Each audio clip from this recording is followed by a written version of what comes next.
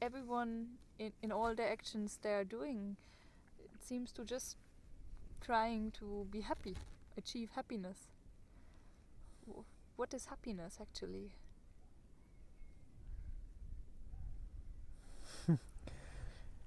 If you would understand what happiness is, then you will see that this chase of happiness is doomed. You cannot reach to happiness with this chase of happiness, with this pursuit of happiness. You need to understand what you're really looking for, and if you introspect sincerely, carefully, you, with all your brutal honesty, you will not say that it's happiness. You will know that there is something which is more deeper, which you cannot explain, which you cannot put into words. You use the words happiness because you don't know anything else to express this search with.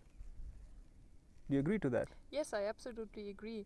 Maybe a closer word would be contentment or so. Something, some inner peace or something. Yeah, it's actually, if you think about it, if you introspect right now, you will see that you are actually searching for yourself.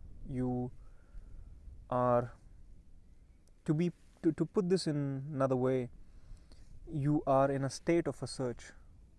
And actually, human being or being human is in fact a state of search.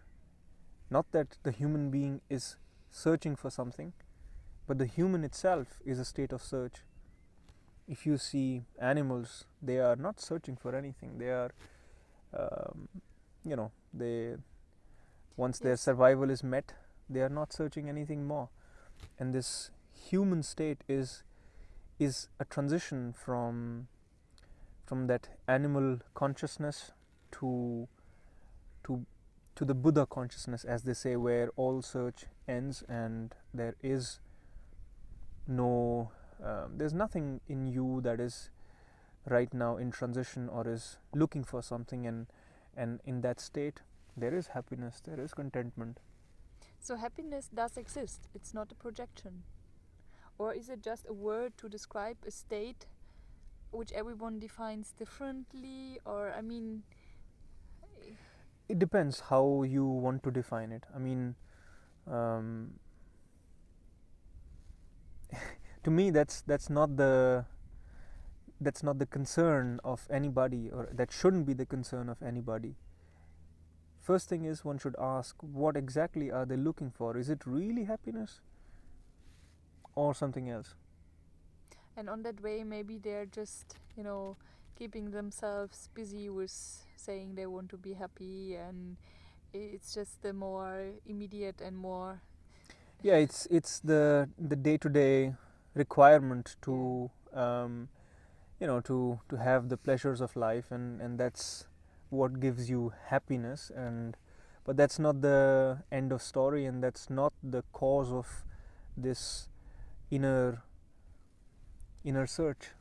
Yeah.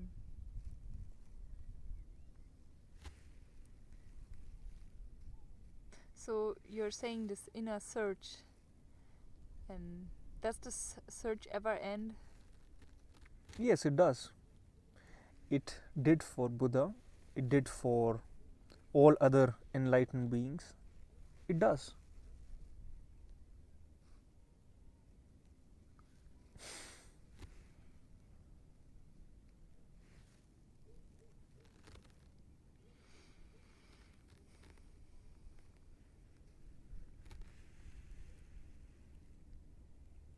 And even for everybody, it ends in moments of in different moments of our lives, where everybody has those moments where they call it that they are experiencing extreme happiness or extreme contentment. Those are the moments where it ends temporarily, and those are the moments where you are are not in any search, and but to have your entire life like that is something that you have to work for.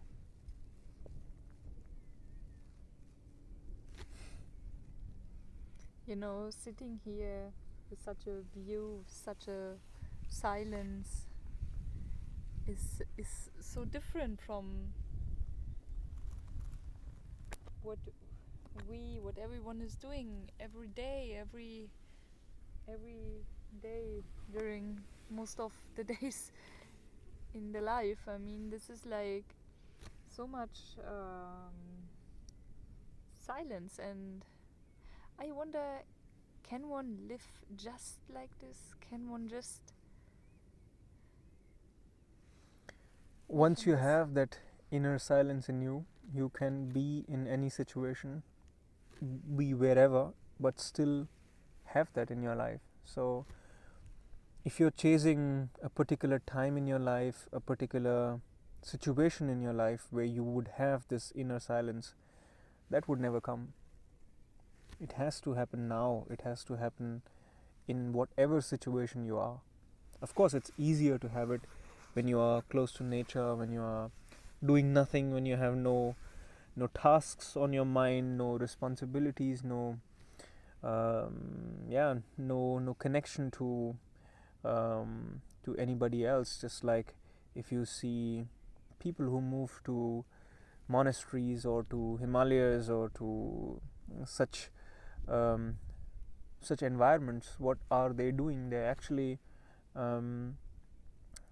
I shouldn't use the word escaping, but they move out of the daily life, out of the daily societal structures that we live in, and then it's easier for them to be closer to themselves and to achieve this state of inner silence. But I'm saying that it's possible while you are in the society, while you're living the life that you have with your kids, or any sort of structure that you're living in.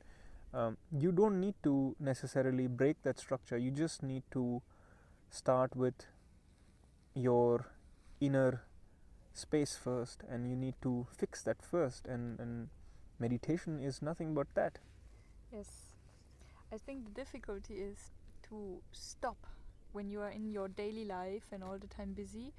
The difficulty is to really stop, because life keeps you involved. You can always do something, you can always be busy, and it's the easier way is to be busy. Sitting down and for a while really letting everything stop is not the easier way. It's And I think that is why a lot of people are not able to, or maybe not in the first thought would think that they can do this in their daily life, but rather they have to go to a place out of their world, out of their society, in an ashram or into the mountains or wheresoever. But I know it's not the same. It's important to bring it in your daily life, and yes, you can do both. You can also from time to time put yourself into aloneness, into silent environments. When you go you can simply go for a nice long walk in nature. That helps, and but essentially you have to create the space and maintain that space wherever you are. you just have to know what is good for you and that this is good for you, and you have to probably feel the urge for that space and the urge to be with yourself and stop. I think this stopping is a main factor in daily lives of people. They all somehow feel that they should be doing this, that it's too much all the time. Yeah. But they somehow can't, because they don't know how. They don't know really how. They don't know even why they should stop. They are in such a mad rush Yes. that stopping is almost a sin, and well, they Yes. have to eventually stop at their grave, but Well, better would be to stop better would earlier, be stopped right? earlier. So you're not surprised when you are suddenly dead. What do you mean by that? So when you're facing your death, Mm-hmm. you're not suddenly surprised that, oh, what have you been living? Yeah. I don't know what happens when such people face death. I assume they finally realize what they had been missing all their life, because I think that one moment just before death, just when you're taking the last breath, when everything else becomes secondary, all what you have possessed and all that you have done, all your fame, money, power, everything, when that leaves you, even the people that are around you, your loved ones, even closest of all your family, everybody becomes secondary.